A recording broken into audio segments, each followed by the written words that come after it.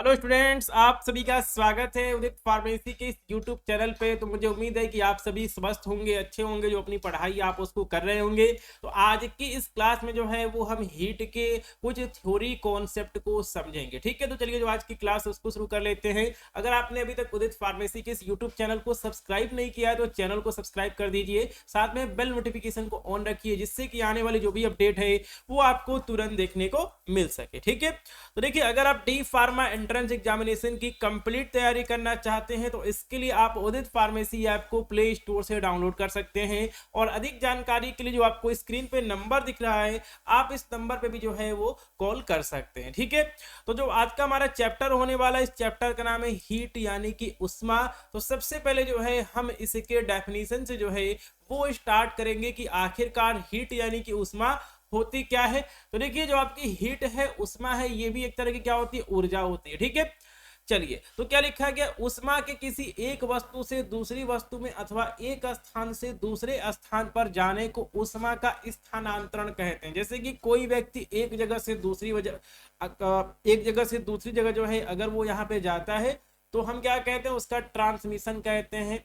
ठीक है, तो उष्मा के किसी एक वस्तु से दूसरी वस्तु में अथवा एक स्थान से दूसरे स्थान पर जाने को उष्मा का क्या कहते हैं, स्थानांतरण कहते हैं, ट्रांसमिशन ऑफ हीट कहते हैं। ठीक है, अब देखिए, जो आपके यहाँ पर उष्मा है उसका स्थानांतरण क्यों होता है। जैसे कि हमारे पास एक रॉड है, ठीक है, हमारे पास एक लोहे की क्या है, रॉड है, और इसको जो है आप गर्म कर रहे हैं, और आपने जो है इस साइड में जो है आपने इसको पकड़ा हुआ। ठीक है, इस वाले साइड में जो है आपने इस रॉड को पकड़ा हुआ है अपने हाथों से, और यहाँ जो है वो यहाँ पे आग लगी हुई है जो कि जो है इसको क्या कर रही है, गर्म कर रही है। तो देखिए, स्टार्टिंग में जो है यहाँ तक उष्मा जो है वो आपको महसूस नहीं होगी। ठीक है, यहाँ पे जो है आपका हाथ नहीं जलेगा, लेकिन जैसे जैसे समय बीतेगा ये जो आपका रॉड है ये धीमे धीमे जो है वो यहाँ पर हीट होता रहेगा, गर्म होता रहेगा, और एक समय ऐसा आएगा कि जो आपका यहाँ पर ये वाला पॉइंट है ये भी जो है आपका, ठीक है, गर्म हो जाएगा। कहने का मतलब ये कि जो यहाँ पर हीट थी, उष्मा थी जो है, उसका स्थानांतरण जो है वो धीमे धीमे जो है वो पूरे रॉड में होता चला गया। तो ऐसा क्यों होता है, ऐसा जो है तापमान में अंतर होने के कारण होता है, टेम्परेचर में डिफरेंस होने के कारण होता है। ठीक है, तो जब किसी वस्तु में उष्मा एक जगह से दूसरी जगह चलती है उसे क्या कहते हैं, उष्मा का स्थानांतरण कहते हैं। और ये कितने प्रकार का होता है, 3 प्रकार का होता है। पहला है चालन, जिसको कि हम कंडक्शन कहते हैं। सेकंड संवहन, जिसको कि हम कॉन्वेक्शन कहते हैं। और तीसरा जो है वो आपका विकिरण यानी कि रेडिएशन होता है। ठीक है, चलिए इन तीनों के बारे में जो है वो हम यहाँ पे डिस्कस कर ले रहे हैं। ठीक है, इन तीनों के बारे में जो है वो हम यहाँ पे डिस्कस कर ले रहे हैं। चलिए, तो चालन क्या है।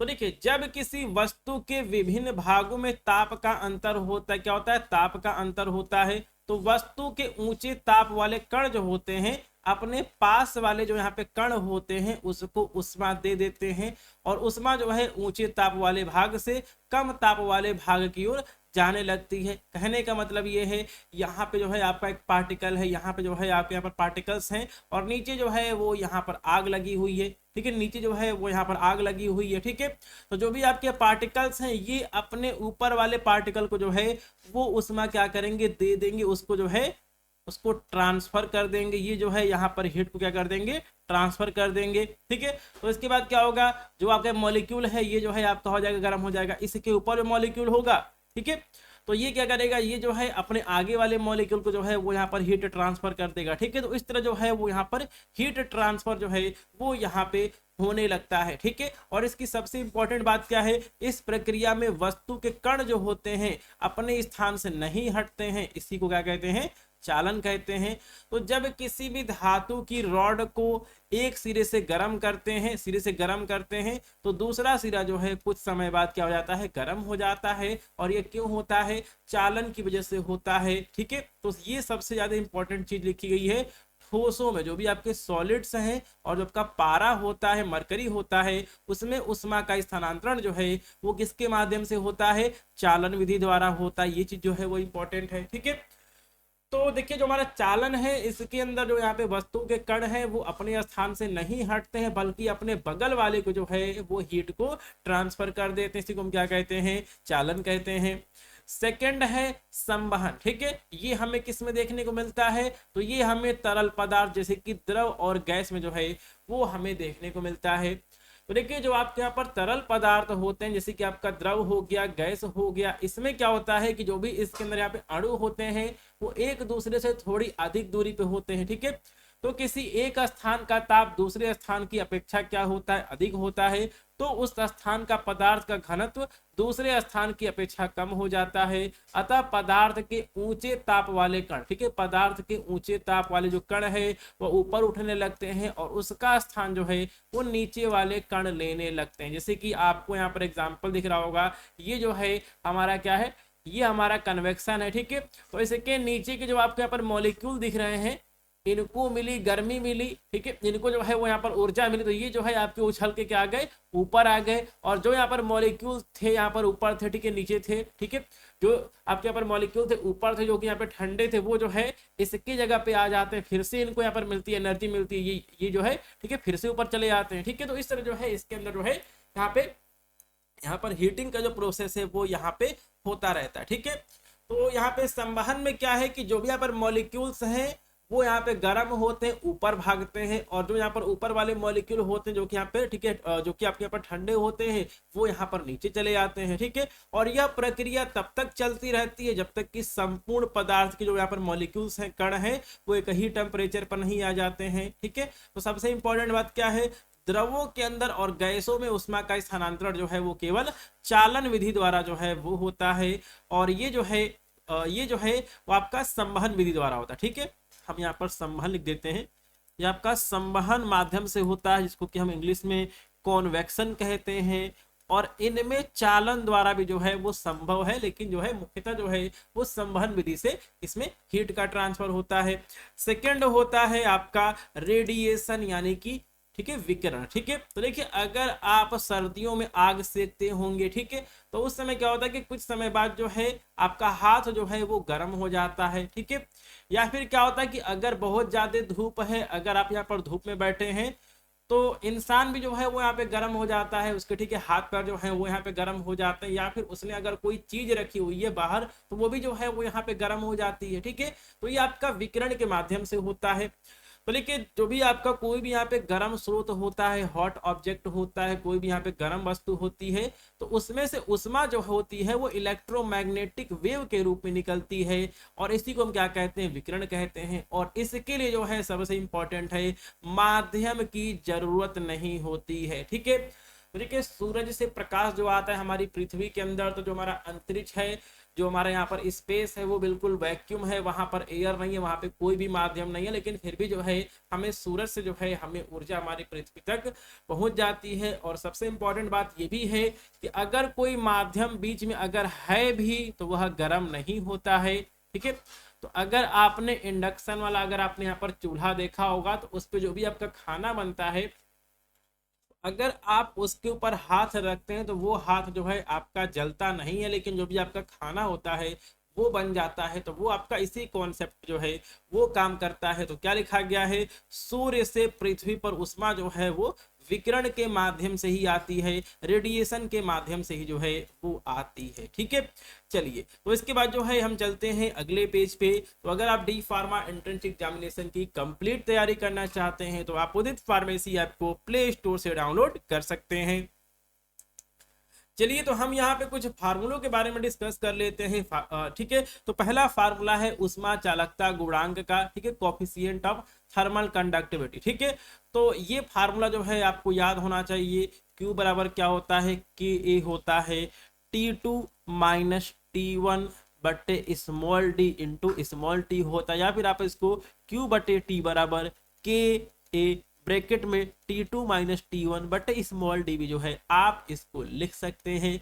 Q क्या है, Q है संचरित होने वाली ऊष्मा, K है ऊष्मा चालकता गुणांक, T है इनके बीच की दूरी, T है समय सेकेंड में, और A है आपका क्षेत्रफल। तो ये जो है आप इस वाले फार्मूले को याद कर लीजिए। Q बटे T बराबर क्या होता है, Ka T2 माइनस T1 बटे D होता है। अगर आप चाहें तो आप इसको ऐसे भी लिख सकते हैं, Q बटे T बराबर Ka, ठीक है, dt बटे स्मॉल डी भी जो है आप इसको लिख सकते हैं। या फिर आप एक काम करिए, यहाँ पे स्मॉल डी को हटा दीजिए, हम यहाँ पर लिख देंगे हम यहाँ पर डेल्टा लिख देंगे, ठीक है, हम जो है हम यहाँ पर डेल्टा लिख देंगे, मतलब ताप का अंतर, ठीक है। तो ये फार्मूला जो है आप यहाँ पे याद कर लीजिए। T1 क्या है, T1 ऐसा टेम्परेचर जिसका कि थोड़ा सा टेम्परेचर जो कम है, जो आप यहाँ पर T2 इसका टेम्परेचर अधिक है, मतलब T2 जो है वो आपका अधिक है T1 से, ठीक है। तो ये जो है आपकी, ठीक है, संचरित होने वाली उष्मा का फार्मूला है, ठीक है। कोई भी फार्मूला इसमें से जो है एक यहाँ पे याद कर लीजिए, वही बात जो है सभी कुछ यहाँ पे लिखा गया है। इस फार्मूले से हम बहुत सारे क्वेश्चन भी जो है वो सॉल्व करेंगे, ठीक है। तो देखिए जो यहाँ पर K है, इसका जो मान है वो रॉड के पदार्थ के ऊपर निर्भर करता है, ठीक है। रॉड के पदार्थ के ऊपर क्या करता है, डिपेंड करता है कि जो आपका रॉड है वो किस पदार्थ का मिलके बना हुआ है। अगर हम A की वैल्यू रख दें 1 मीटर स्क्वायर, D बराबर ले लें 1 मीटर, T2 माइनस T1 बराबर हम ले लें 1 डिग्री सेल्सियस, T बराबर ले लें 1 सेकेंड, तो हमारे पास वैल्यू क्या बचेगी, तो Q बटे T बराबर क्या होता है, K A T2 minus T1 बटे स्मॉल d होता है। सबकी जगह जो है वो हमने लिख दिया है, एक एक लिख दिया है, ठीक है। तो क्या हो जाएगा, Q बटे 1 बराबर क्या हो जाएगा, K हो जाएगा, ठीक है। एक की जगह हमने 1 लिख दिया, T2 माइनस T1 की जगह 1 लिख दिया, D की जगह 1 लिख दिया, मतलब Q बराबर जो है हमको K मिल जाएगा, ठीक है। तो क्या लिखा गया है, किसी पदार्थ का उष्मा चालकता गुणांक उष्मा की वह मात्रा है जो अस्थाई अवस्था में उस पदार्थ की 1 मीटर लंबी 1 मीटर स्क्वायर क्षेत्रफल की छड़ में 1 सेकेंड में प्रवाहित होती है, जबकि छड़ के दोनों सिरों के ताप का अंतर जो है वो 1 डिग्री सेल्सियस होना चाहिए। तो ये वैसे डेफिनेशन आपको याद करने की ज्यादा जरूरत नहीं है, बस आप यहाँ पर ये याद कर लीजिए कि जो आपका यहाँ पर उष्मा चालकता गुणांक होता है वो किसी भी पदार्थ के, ठीक है, मटेरियल के ऊपर जो है वो डिपेंड करता है, और ये फार्मूला आपको याद कर लेना है, ठीक है। चलिए अब इसके बाद जो है हम इसका मात्रक देख लेते हैं। उष्मा चालकता गुणांक का मात्रक क्या हो जाएगा, ठीक है। तो फार्मूला क्या था, Q बटे T बराबर K A, ठीक है, T2 माइनस T1 बटे स्मॉल d हमारे पास फार्मूला था। हमको निकालना है K का मात्रक, तो K बराबर हो जाएगा QD ब्रैकेट में K A T2 minus T1 into small t हो जाएगा, ठीक है। Q क्या है, Q होता है आपका, ठीक है, Q जो है वो आपका क्या है, ऊर्जा है, ठीक है, हीट है, तो उसका मात्रक क्या हो जाएगा, किलो कैलोरी यहाँ पे लिखा हुआ है, ठीक है। तो हमने यहाँ पर लिख दिया है किलो कैलोरी, हमने यहाँ पर लिख दिया है किलो कैलोरी लिख दिया है। D क्या है, D है उनके बीच की लंबाई कितनी है, तो ये आपका हो जाएगा मीटर में हो जाएगा, ठीक है। और K का हमको यहाँ पर मात्रक निकालना था, ठीक है, K का जो है वो हमको मात्रक निकालना था, इसको हमें यहाँ मिटाना पड़ेगा। A क्या है, A है आपका एरिया, उसका मात्रक क्या हो जाएगा, मीटर स्क्वायर हो जाएगा, मीटर स्क्वायर हो जाएगा। उसके बाद क्या है, T2 माइनस T1 जो है उसका क्या होता है, आपका हो जाएगा सेल्सियस हो जाएगा, और T का क्या हो जाएगा, सेकेंड हो जाएगा। तो ये जो है हमारा यहाँ पर मात्रक निकल के आ चुका है, और इसी मात्रक को हमने यहाँ पे लिखा है, K का मात्रक हो जाएगा किलो कैलोरी इंटू मीटर बटे मीटर स्क्वायर गुणे सेल्सियस गुणे सेकेंड, ठीक है। तो इस फार्मूले से जो है आप K का मात्रक भी जो है वो निकाल सकते हैं, साथ में इसका विमीय सूत्र भी जो है वो निकाल सकते हैं। चलिए तो हम इसका विमीय सूत्र जो है वो निकाल लेते हैं, उष्मा चालकता गुणांक का विमीय सूत्र, ठीक है। ये है Q यानी कि आपका हीट है, एनर्जी है, और कोई भी आपका वर्क हो गया, हीट हो गया, एनर्जी हो गया, उसका फार्मूला क्या होता है, mL2 T-2 होता है। D है इसका विमीय सूत्र L हो जाएगा, नीचे क्या है A है, A क्या है, एरिया है, L स्क्वायर हो जाएगा, नीचे क्या है T2 माइनस T1 है, इसका जो है इसका जो है डायमेंशनल फार्मूला क्या हो जाएगा, केल्विन हो जाएगा, कैपिटल T है, स्मॉल t क्या है, समय है, कैपिटल T जो है ये हो जाएगा। अब जो है हम इसको सॉल्व कर लेते हैं, ये हो जाएगा mL3 T-2 ऊपर हो चुका है, ठीक है। नीचे क्या है, तो देखिए नीचे जो भी यहाँ पर राशियां हैं हम इनको लाएंगे ऊपर, तो क्या हो जाएगा L-2 हो जाएगा, ब्रैकेट बंद K-1 हो जाएगा, ब्रैकेट बंद T-1 हो जाएगा। अब जो है हम इसको यहाँ पर सॉल्व कर लेंगे, ये हो चुका है mL3 यहाँ पे है, यहाँ पे है L-2 तो आपका 3 में से -2 जाएगा, कितना बचेगा, L-1 बचेगा। उसके बाद क्या हो जाएगा, केल्विन हो जाएगा, केल्विन -1 हो जाएगा, T-2 T-1 क्या हो जाएगा, T-3 हो जाएगा। तो ये जो है हमारा विमीय सूत्र जो है यहाँ पे निकाल, ठीक है, हमारे सामने निकल के आ चुका है। उष्मा चालकता गुणांक का ये हमारा डायमेंशनल फार्मूला होता है, विमीय सूत्र होता है, ठीक है। तो देखिए अगर आपको किसी भी भौतिक राशि का विमीय सूत्र निकालना है तो उसके लिए जो है आपको फार्मूला पता होना चाहिए। अगर आपको फार्मूला पता है तो आप बड़ी आसानी से जो है डायमेंशनल फार्मूला को आप निकाल पाएंगे, ठीक है।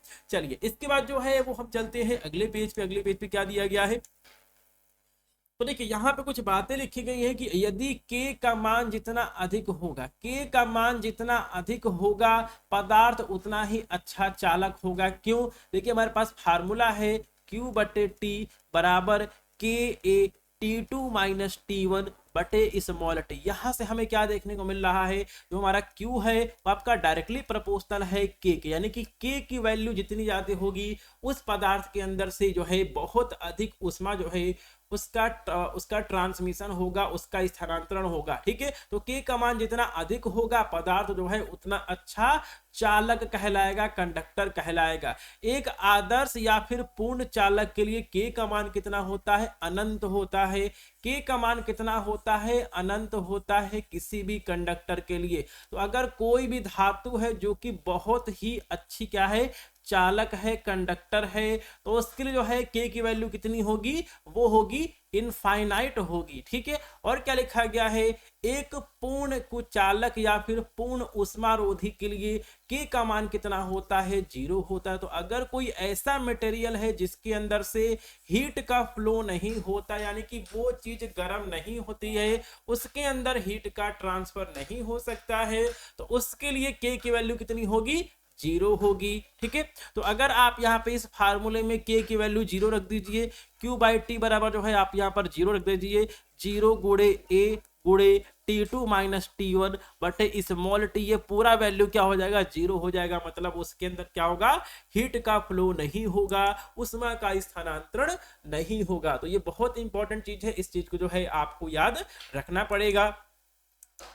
चलिए इसके बाद जो है वो हम यहाँ पे आदर्श कृष्ण पिंड या फिर कृष्णिका या फिर परफेक्टली ब्लैक बॉडी के बारे में जो है वो हम डिस्कस कर लेते हैं कि परफेक्टली ब्लैक बॉडी होती क्या है, ठीक है। तो क्या लिखा गया है, आदर्श कृष्ण पिंड, ठीक है। आदर्श कृष्ण पिंड वह वस्तु होती है जो कि अपने तल पर गिरने वाले संपूर्ण रेडिएशन को पूर्ण रूप से अवशोषित कर लेती है, एब्जॉर्ब कर लेती है। मतलब कोई ऐसी वस्तु जिसके ऊपर जितना भी रेडिएशन गिर रहा है वो उसको पूरी तरीके से जो है वो क्या कर ले रही है, एब्जॉर्ब कर ले रही है, ठीक है। और देखिए आदर्श कृष्ण पिंड के लिए ए लैम्डा की वैल्यू कितनी होती है, 1 होती है, ठीक है।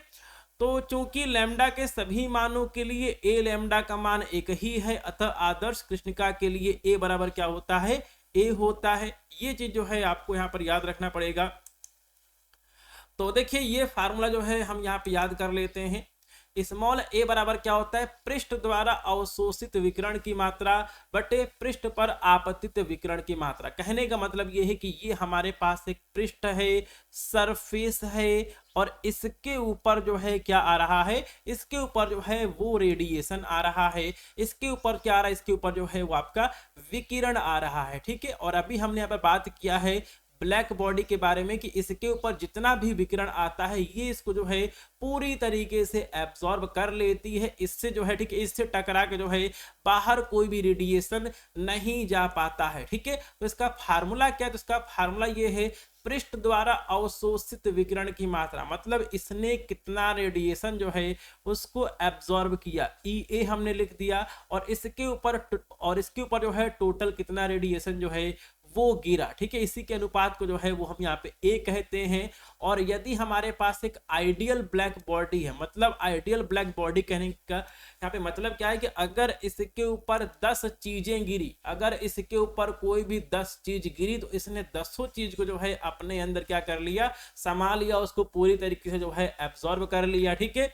तो ई की वैल्यू कितनी हो गई 10 हो गई, इसके ऊपर गिरा 10 और इसने टोटल 10 जो है इसने एब्जॉर्ब कर लिया, तो 10/10 कितना हो जाएगा, एक ही तो आएगा। ठीक है, तो कंप्लीट ब्लैक बॉडी के लिए जो है क्या होता है, ई बराबर ई होता है और इसकी वजह से जो है हमें स्मॉल ए की वैल्यू जो है वो हमें एक मिल जाती है। ठीक है, चलिए तो इसके बाद जो है वो हम यहाँ पे स्टीफन का नियम के बारे में डिस्कस कर लेते हैं। ऊष्मीय विकिरण की दर पृष्ठ के परम ताप के चतुर्थ घात के अनुक्रमानुपाती होती है।